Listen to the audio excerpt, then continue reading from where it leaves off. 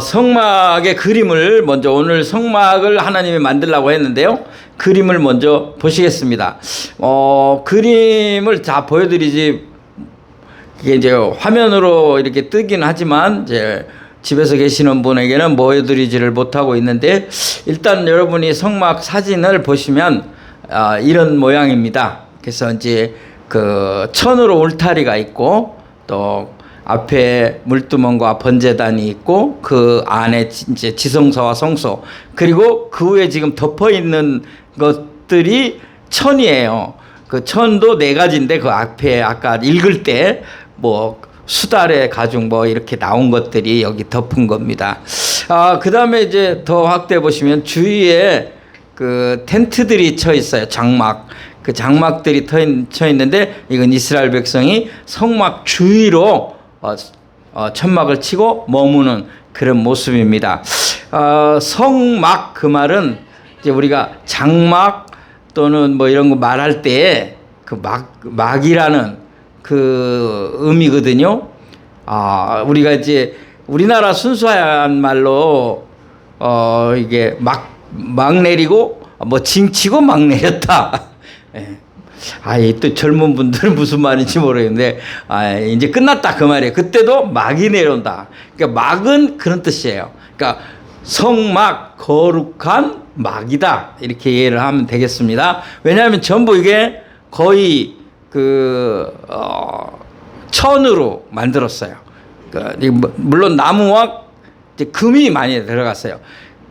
저 지성소와 성소 안은 거의 다 금으로 쌌고 또 그 안에 있는 기물도 다 금으로 쌌어요. 자, 이 정도 우리가 성막의 그림을 잠깐 봤고요. 자, 그러면 이제 성막의 설계도는 누가 주셨는가? 그리고 만드는 일은 누가 했는가 하는 얘기를 하겠습니다. 설계도는 하나님이 다 일일이 다 가르쳐 줬어요. 그 길이 또 뭐 어떤 재료 이런 것까지 다 어떻게 만들어라. 그러니까 하나님이 설계도를 주셨어요. 그리고 그 재료를 준비해서 만드는 일은 누가 했다? 사람이 했다. 여러분 하나님이 성막을 다 만들어서 내려주실 수 있어요 없어요? 있어요. 그렇지만 하나님은 그렇게 하지 않고 설계도만 주시고 만들라고 했다. 이것은 하나님이 하는 일과 사람이 해야 할 일이 있음을 구분하는 거고 또 사람에게 일을 줌으로 보람과 가치와 또 의미를 느끼게 한 거예요. 우리가 교회당, 예배당을 지을 때 또 마련할 때에 하나님이 다 주시면 참 좋겠죠. 그리고 우리는 그냥 들어가서 예배만 드리면 아주 쉽겠죠. 그러나 그러면 의미와 가치가 없어요. 내가 시간을 드리고 마음을 드리고 물질을 드리고 기도하고 헌금해서 예배당을 교회당을 만들고 들어갈 때 더 큰 감동과 감격이 있음과 같습니다. 그런 의미예요. 자, 그 다음에 성막과 성전의 차이점에 대해서 얘기를 하겠습니다. 성막은 지금 보여드린 거고요. 성전은 솔로몬이 지은 성전, 예루살렘에 있는 성전을 말합니다. 성전, 예루살렘 성전 아시죠? 네. 자, 그럼 뭐가 차이 있는가? 한마디로 성막은 이스라엘 백성이 애굽에서 가나안까지 가는 동안에 예배드리던 제사를 드리던 장소니까 이것을 접었다 폈다 해야 되겠죠. 그래서 조립식이다. 그러니까 조립할 수 있도록 해체도 하고 그 다음에 조립하기도 하고 그 다음에 운반하는 거예요. 그렇게 용이하게 만든 게 뭐다? 성막이다. 그 다음에 이제 이스라엘 백성이 가나안에 들어가서 정착을 하잖아요. 이제 거기서 뿌리 내리고 살게 되잖아요. 그러니까 성전을 짓게 되는 거죠. 그것은 건물이다. 이것은 땅 위에 건축한 것이다. 그러니까 이동하기 위한 것이 아니었다. 그렇게 이해하면 좋습니다. 그래서 성막은 성전이 지어지고 그 안으로 기구들을 다 옮긴 다음에 성막은 없어지는 거예요. 그 다음에 이제 성전이 계속 되는 거죠. 이해가 되셨습니까? 네. 예, 그러면 이제 성막의 의미가 뭐냐? 성막을 왜 만들라고 하셨는가? 성막을 만드신 목적에 대해서 여러분 꼭 공부하는 것 같아요. 그래서 좀 신경을 쓰시고 집착을 하셔야 돼요. 뭐 여러분이 학교 다니면 뭐 무슨 목적, 무슨 뭐적, 존재적 의미 뭐 이렇게 논하라, 뭐 써라 이러는 것처럼 제가 좀 어려운 말을 썼는데 그러나 쉬워요. 어렵지 않습니다. 자, 왜 하나님이 성막을 만들려고 했을까? 첫 번째로는 하나님이 자기 백성을 만나시려고. 할렐루야. 여러분, 인간이 범죄한 후, 아담 이후에 범죄한 후 세상에 쫓겨나서 사는 인생이 하나님이 찾아주시고 만나주시지 않으면 못 만나게 돼 있어요. 그리고 하나님이 허락하지 않은 상황에서 만나면 어떻게 해요? 죽었어요. 그게 우리는 범죄한 인생이 됐기 때문에. 그래서 이제 공개적으로 공식화해서 만나는 장소를 하나님이 만든 거예요. 그래서 하나님이 성막에서 너희를 만나주겠다. 할렐루야. 이렇게 생각하세요. 내가 대통령을 전혀 만날 수 없는 죄인이요 교도소에 가 있는데 어느 장소에 대통령이 일로 와시오. 아주 과분한 대접을 하면서 만나주겠다. 그러면 그 죄수는 어떻게 했어요? 성은이 만큼. 대통령 앞에서 성은이라고 하는 게 임금이 만나준다고 하면 그렇게 하겠죠. 근데 우리가 감격이 없어요. 하나님이 만나주시려고 이런 장소를 만들려고 하셨으니 얼마나 큰 은혜입니까? 여러분, 우리가 예배당에 모여서 하나님을 만나는 거예요. 할렐루야. 두 번째는 하나님께 제사 드리게 하려고. 제사 드리는 장소. 그 성막에서 뭐 했어요? 제사를 드렸어요. 제사 뭐 여러 가지 뭐 속죄제 또는 뭐 번제 이런 제사를 드리는 거예요. 짐승을 잡아서 불에 태우고 뭐 비둘기 또 양, 소 이런 걸 잡아서 이제 태워서 죽여가지고 태워서 드리는 제사를 드리는 장소였다. 그러면 왜 이거를 하라고 했을까? 제사를. 이것은 하나님을 높이고 기억하라는 거예요. 그러니까 아무것도 안 하고 있으면 내가 일상생활에서 세상 일만 하고 있으면 하나님 잘 기억을 못해요. 여러분이 주일날 한 번씩 와야 그래도 여러분은 다 믿음이 좋으셔서 새벽마다 기도하시고 매일같이 성경을 읽으시고 주여를 10번씩 부르시고 찬송가를 5장씩 부르시기 때문에 주일날 안 와도 된다. 안 돼요. 우리 그렇게 못해요. 우리는 자꾸 세상 여러 가지 일들이 많기 때문에 또 그걸 먹고 살아야 되니까 거기에 집중해야 되고 또 그러다 보면 그런 일을 잘 못하게 돼요. 그래서 하나님이 교회 와서 예배 드려라. 그러면서 하나님을 기억하고 하나님을 높여라. 할렐루야. 그러니까 바로 성막도 그 시대 이스라엘 백성에게 성막에 와서 제사를 드리는 거는 하나님을 높이고 기억하라는 거예요. 그리고 사랑하고 감사해라. 하나님 사랑합니다. 하나님 감사합니다. 무엇 때문에? 자, 보세요. 내가 죽어야 하는데 지금 대신 비둘기가 죽고 양이 죽는 거예요. 그리고 내가 사는 거예요. 그게 이스라엘 백성의 제사예요. 아시겠습니까? 그러니까 비둘기, 양, 소가 죽고 곡식이 빠사져서 희생이 되고, 소제는 곡식 제사거든요. 이런 희생과 죽음이 양이나 소에게 가고 나는 산다는 것이 제사의 의미란 말이에요. 그러니 얼마나 감사해요. 양이 아까운데, 소가 아까운데, 아이고 목장에 수십 마리 소가 떠내려가고 돼지가 한꺼번에 죽고 다 매몰시키는데 하나님이 한번 하면 소 한 마리 바쳤다고 아이고 아까워. 네가 안 죽고 사는 거야. 죄에서 사망에서 이 감사를 느끼고 사랑을 느껴야 한다는 거죠. 할렐루야. 그런 마음이 있어야 돼요. 우리가 예배 드릴 때 예? 아멘. 나를 살려주셨군요. 내가 죽어야 하는데 나를 살려주셨군요. 그래야 은혜가 임하는 거예요. 잘난 척하고 내가 뭘 잘못해서 이렇게 어려움을 줍니까? 은혜 없어요. 그렇게.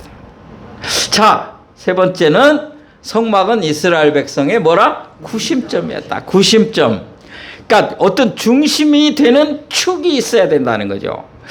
아까 제가 그 그림 보여드릴 때에 성막이 있고 주위에는 뭐가 있었어요? 이스라엘 백성의 장막 텐트가 있었다. 천막이 있었다. 그러니까 중앙에 중심에 성막이 있었어요. 그러니까 물론 모양도 그렇게 진을 형성했지만 더 중요한 것은 마음도 중심에 축이 되는 게 뭐냐? 성막이었다. 여기서 기도하고 이곳을 바라보고 감사하고 찬송하고 여기에 모여서 예배드리고 제사하고 이게 중심 축이에요. 여러분 가정에 중심이 되는 어떤 그 목표가 있어요. 그걸 한 마음이 되어서 가족들이 어떤 시련도 어려움도 이겨나가고 그 목표 때문에 또 기쁨과 즐거움도 그 목표가 이루어짐으로 오는 그런 가정의 중심이 되는 목표가 있어야 돼요. 또 중심이 돼서 이끌어주는 사람도 있어야 돼요. 꼭 가장만이 아니라 누구라도 내가 이때는 내가 정말 희생해서라도 우리 가정에 내가 이끌어 가야 되겠다는 어떤 뭔가 정신적인 거라도 좋고 해야 되겠다고 하는 그런 사람이 있을 때 행복하게 또 아름답게 그 가정은 살아날 줄로 믿습니다. 그러니까 이스라엘 백성도 그거였어요. 자, 우리가 그리스도인으로서 여러분의 신앙생활의 중심축은 어디가 되느냐? 교회당, 예배당이 아니고 이 교회가 돼야 돼요. 교회는 성도들이에요. 그러니까 성도들이 함께 모여서 기도하고 함께 울고 사랑과 슬픔을 나누는 그런 중심축이 나에게는 있다. 할렐루야. 나 힘들 때 목사님 기도해 주세요. 장모님 제 얘기 한 번만 들어주세요. 이럴 때 얼마나 힘드십니까? 하면서 이렇게 교제가 또 소통이 이루어지는 그 중심이 바로 교회다. 성도들이다. 할렐루야. 네. 누가 아이고 너무 힘든데 어떻게 하면 좋아요? 기도 안 해서 그래. 이렇게 상담하면 빵점입니다. 얼마나 힘드시겠습니까? 같이 기도합시다. 제가 기도할게요. 네. 당신이 기도 안 해서 그래. 기도 더 열심히 해. 기도빨이 세지 못하고만. 이런 얘기하면 그 다음에 다시는 그분한테 전화 안 합니다. 자, 아시겠죠? 이스라엘 백성의 구심점이었다. 자, 이제 신약 시대를 사는 예수님이 오시고 난 이후부터 오늘까지 앞으로 계속되는 우리도 살고 있는 이 신약 시대의 성막과 성전은 무슨 의미인가 하는 것을 생각하겠습니다. 자, 여러분 성막이 뭐냐? 신약 시대에 성막이 있습니까? 성전이 있습니까? 없어요. 신약 시대는 예수 그리스도다. 할렐루야. 성막과 성전은 누구다? 예수 그리스도다. 할렐루야. 제가 지금 출애굽기의 구약이지만 전부 메시아인 예수 그리스도와의 연결점을 찾고 있는 거예요. 또 실제가 그렇고요. 제가 그럴듯하게 포장을 하는 게 아니고 성경에 써 있어요. 확인해 보겠습니다. 요한복음 2장 19절 22절을 한번 보시겠습니다. 여러분 같이 읽겠습니다. 시작. 예수께서 대답하여 이르시되 너희가 이 성전을 헐라 내가 사흘 동안에 일으키리라. 유대인들이 이르되 이 성전은 46년 동안에 지었거늘 네가 3일 동안에 일으키겠느냐 하더라. 잠깐요. 여러분 성막은 이제 성전을 지은 다음에 없어졌다고 했으니까 이제 성전으로 옮겨왔으니까 이제 예루살렘 성전, 솔로몬이 지은 성전 얘기하는 겁니다. 몇 년 동안 지었다고요? 46년. 근데 예수님이 며칠 만에 짓겠다고? 3일 만에. 이 말을 제자들도 이 시간에 몰랐어요. 이 말을 할 때. 제자들도 이해를 못했어요. 이게 무슨 소리냐. 유대인들이 하는 말과 똑같았어요. 어떻게 46년 솔로몬이 많은 금은보화를 가지고 지은 성전을 3일 만에 헐어버려라. 내가 다시 짓겠다. 3일 만에 짓겠다. 유대인들이 무슨 소리냐. 근데 제자들도 잘 몰랐어요. 근데 감히 말은 안 하죠. 네, 그 다음에 보겠습니다. 같이 또 읽습니다. 그 다음 구절 시작. 그러나 예수는 성전된 자기 육체를 가리켜 말씀하신 것이라. 죽은 자 가운데서 살아나신 후에 제자들이 이 말씀하신 것을 기억하고 성경과 예수께서 하신 말씀을 믿었더라. 아멘. 여러분, 예수님이 십자가에 죽으시고 3일 만에 뭐 하셨어요? 부활하셨어요. 다시 사셨어요. 그때서야 제자들이 믿었더라. 그때 한 말이 바로 이거였구나. 46년 성전을 헐면 3일 만에 어떻게 지어? 이거 이해가 안 된다. 그런데 예수님이 십자가에 돌아가시고 3일 만에 부활한 걸 본 다음에 그들이 믿었더라. 여러분은 이제 나 잘 몰랐는데 김학성 목사가 이렇게 적용하니까 알겠더라. 다 알고 있었어? 아이고. 근데 내가 주책이네. 사랑하는 성도 여러분, 여기 중요한 진리가 있어요. 무슨 말이냐면 예수님이 성전 되셨다. 자, 제사를 드릴 때 수많은 양과 소와 비둘기를 죽여야 해요. 한 번으로 끝나지 않아요. 또 해야 돼요. 또 해야 돼요. 자기가 죄를 지으면 또 해야 돼요. 그리고 1년에 한 번은 대속죄일에 또 해야 돼요. 계속 해야 돼요. 자기 살아있는 동안 이 일은 계속 해야 돼요. 아니, 후손들도 이스라엘 백성도 계속해요. 근데 이게 언제 없어집니까? 예수님이 십자가에 죽으심으로. 왜 없어집니까? 예수님이 소, 양, 비둘기 대신해서 단번에 죽으심으로. 이 진리를 알아야죠. 그리고 3일 만에 부활하심으로 예수님이 성전 되셔서 이제는 다시금 너희가 예루살렘 성전에 모여서 제사를 드리고 짐승을 잡을 필요가 없게 됐다. 너무나 감사하죠. 할렐루야. 자, 그러면 예수님이 성전 되신 증명을 제가 두 가지를 성경이 말했지만 더 쏙 들어오게 두 가지를 얘기를 할 거예요. 첫 번째 성전이 어떻게 됐다? 1번이 없어졌어요? 이거 하면서 1번, 이거 2번인데. 자, 성전은 하나밖에 없었어요. 1번은, 거기 다 지워졌네요. 옮기면서. 내가 새로 조립하였는데. 자, 1번은 뭐다? 성전은 하나밖에 없었다. 성막도 하나밖에 없었다. 자, 하나만 만들려고 그랬어요.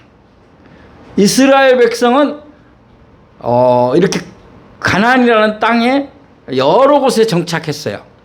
그러면 여러분 사마리아 성에도 하나 만들고 저 위에 갈릴리에도 하나 만들고 예루살렘은 유다 지방이니까 세 지방으로 나눠지니까 그러면 멀리 안 가도 되잖아요. 아니 요새같이 동네마다 만들면 더 좋죠. 근데 동네마다 만들기는 그 쉬운 일이 아니고 그냥 세 개 만들면 이렇게 가기가 쉽지 않아요. 예수님은 갈릴리에서 마리아의 뱃속에 있었는데 호적하라고 하고 하니까 원래 예루살렘 베들레헴 사람이거든요. 그 요셉이. 그래서 거기까지 가는 거예요. 한참 내려가는. 근데 12살 되어서 성전에 제사하러 가는 거 있었어요. 그럼 어디까지 가요? 예루살렘까지 가는 거예요. 먼 거리. 근데 왜 하나였을까요? 하나만 지라 했어요. 예수님은 한 분이십니다. 구속자는, 구원자는 한 분이십니다.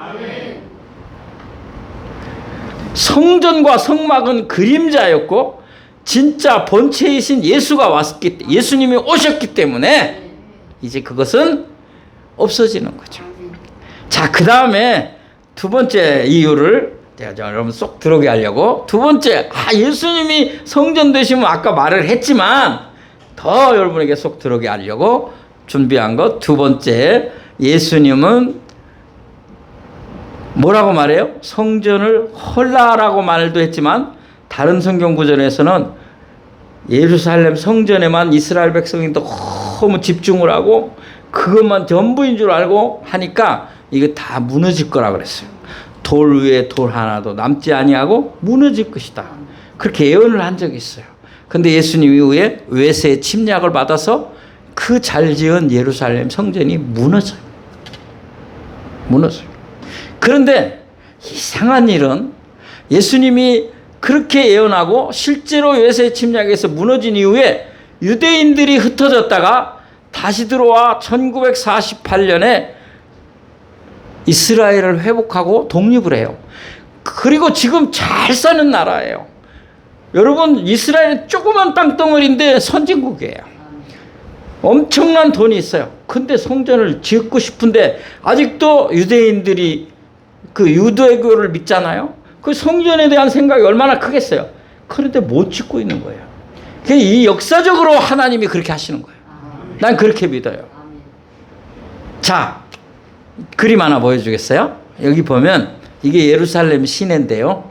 저 멀리 빌딩은 신시가지고 이 앞에 작은 빌딩이 있는 데는 구시가지입니다. 근데 구시가지에 아주 황금색 돔을 입힌 건물이 하나 있습니다. 이 건물이 보이시죠? 이게 뭐냐면 회교의 모스크입니다. 그러니까 회교들 예배드리는 회교당이다 그 말이에요. 아시겠죠? 무슬림들이 모여서 알라를 찾는 곳이에요. 근데 여기 어디에 세워졌냐면 예루살렘 성전 자리에 세워놨어요. 이스라엘이 망하고 이 회교의 침략을 받아서 여기에다가 자기들의 그 사람들도 아브라함을 인정하거든요. 그래서 이 아브라함이 아들을 바쳤던 자리가 예루살렘 성전 자리거든요. 건축 땅이란 말이에요. 그러니까 거기다 딱 자기들도 성전을 지어버린 거예요. 이제 성전이 아니라 모스크, 이 회교당을, 이 지금 황금 모스크라고 유명한. 근데 이게 지금 이스라엘이 여기를 무너뜨리고 여기다 짓고 싶은 마음이 왜 없겠어요? 못하는 거예요. 왜? 전쟁이 일어나거든요. 근데 그런 얘기는 제가 더 할 필요는 없고, 이게 역사적으로 하나님이 막으시지 않는가? 저는 그렇게 생각한다는 거예요. 왜? 예수님이 성전이신데 건물이 무슨 필요가 있는 거죠. 자, 그 다음 그림 하나 더 보겠습니다. 이 그림은 유일하게 남아있는 예루살렘 성전의 한쪽 벽입니다. 요거만 남아있어요. 다 무너지고. 세우고 싶지만 못해준다. 그 얘기했어요. 그래서 지금 이 검은 옷 입은 사람들은 유대인 랍비입니다. 이 랍비들이 여기 와서 저 틈새에다가 기도문을 넣고 울면서 기도합니다. 유대인들도 자기 나라, 세계에 흩어져 있는 유대인들도 자기 나라 이스라엘에 성지순례를 가거나 방문을 하면 여기를 꼭 찾아가서 기도문을 적어서 저 벽에다 넣고 울면서 기도하는 장소, 통곡의 벽이라고, 일명적인 통곡의 벽입니다. 이걸 보면서 여러분이 느끼는 게 뭐냐? 저는 그렇게 은혜를 받은 거예요. 하나님이 막으시는구나. 왜? 예수님이 성전이니까 이제 예수님만 믿으면 된다는 거죠. 할렐루야. 자, 예수님이 성전 되심으로 우리에게 주시는 은혜 말씀 나누고 마치려고 합니다. 자, 이제 학적인 거는 끝났고요. 이제 여러분에게 은혜를 말하려고 해요. 은혜. 예수님이 성전됨으로 오는 은혜. 자, 여러분이 먼저 알아야 할 게 하나 있어요. 우리가 상식적으로 교회당, 예배당이라는 말을 써야지 성전이나 성당이라는 말을 안 쓰는 것이 좋습니다. 왜 그러냐? 이제 성전은 없어요. 성당도 없어요. 이게 캐톨릭에서 쓰는 말이에요. 캐톨릭에서는 예배당이라고 해요? 교회당이라고 해요? 성당이라고 하잖아요. 여러분, 캐톨릭에서는 사람한테도 성인의 반열에 오른다고 해서 성 어거스틴, 성 샌프란시스코, 그 성은 영어로 세인트인데, 그래서 미국에 있는 도시가 세인 프란시스코, 성 프란시스코 이름을 딴 거예요. 자, 사람을 성으로 거룩한 인물로 만드는 성인의 반열, 이것도 있을 수 없는 거예요. 사람은 죄인이에요. 절대로 성인이 될 수 없어요. 기독교에서는 성인 세우는 거 없습니다. 저는 신학교 때 기도원에 많이 갔었는데 그 예배당 안에 그 방석을 가지고 내가 나와서 그걸 깔고 산에서 기도를 했는데 그 기도원 직원이 얼마나 나를 혼내는지 몰라요. 왜 외웠는지 아세요? 성물을 밖으로 갖고 나왔다고. 아주 쥐잡듯이 나를 잡더라고요. 신학생이라 내가 말은 못했는데, 뭐 이걸 허락 안 받고 갖고 나온 건 잘못이지만 이건 성물은 아니다. 이건 교회 비품이다. 이거는 기도원 비품이지. 뭐 함부로 하는 건 안 좋지만요. 아무래도 교회에서 쓰는 거니까 좀 정성스럽게 하고 구분할 줄 아는 거는 좋아요. 그러나 성물은 아니다. 우리나라에도 언제부턴가 어떤 큰 교회가 저쪽에다가 뭐 영등포에다가 인천에다 이렇게 세우고 영등포 성전, 인천 성전 이런 말을 쓰니까 따라서 또 쓰더라고요. 근데 저는 그것이 나쁘다는 얘기는 아니고 가능하면 안 쓰는 게 좋고 또 알면은 좋겠다. 어떻게? 예배당, 교회당. 이제 이 진리를 안 우리 선배 목사님은요, 교회 가가지고 이름도 내가 그대로 말하면요, 화곡동에 있는 화성교회인데 그 노인 목사님 지금 돌아가셨는데 그 진리를 깨닫고 가셔가지고 어느 정도였냐면 간판업자 불러서 자기네 화성교회였는데 뒤에다 당자를 만들어다 붙인 분이 있을 정도예요. 이건 당이지, 집당자, 건물이지. 자, 여러분 엄밀히 말하면 교회도 건물이 아니고 여러분이에요. 우리 모두예요. 할렐루야. 자, 은혜 첫 번째, 제사가 뭘로 바뀌었다? 예배로 바뀌었다. 우리가 짐승을 잡아들여야 하는 힘든 어려운 일들, 거기는 죽음과 희생밖에 없는 그 어려운 일들을 예배로 바꿔주신 분, 그게 바로 예수님이 하신 거예요. 성전 되심으로, 직접 제물 되심으로. 그래서 우리는 예배 드리는 것이 죽음을 상징하는 게 아니고 희생을 상징하는 게 아니라 감사와 기쁨과 축제다.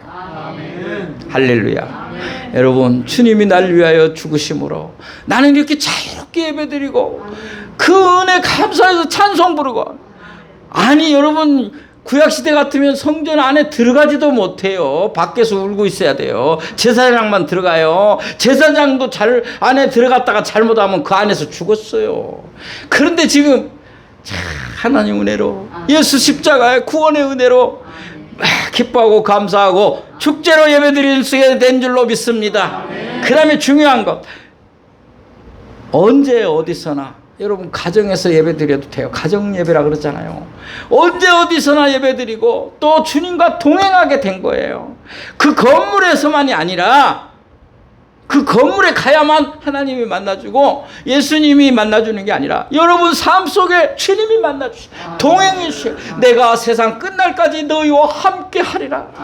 이 은혜가 임하게 된 거예요. 할렐루야. 적용합니다. 사랑하는 성도 여러분, 예수 아직도 영접하지 못하신 분, 교회만 다니는 분, 예수님을 내 구주로 영접해야 구원을 받고 주님이 동행해 주시는, 여러분 어디를 가든지 함께 해주시는, 나 혼자가 아니에요. 주님이 여러분의 친구가 되어주시고 선생님이 되어주시고 인도자가 되어주시고 구원자가 되어주실 줄을 믿으시기 바랍니다. 두 번째, 우리는 신앙생활의 중심축이 어디에 있냐? 교회에 있다.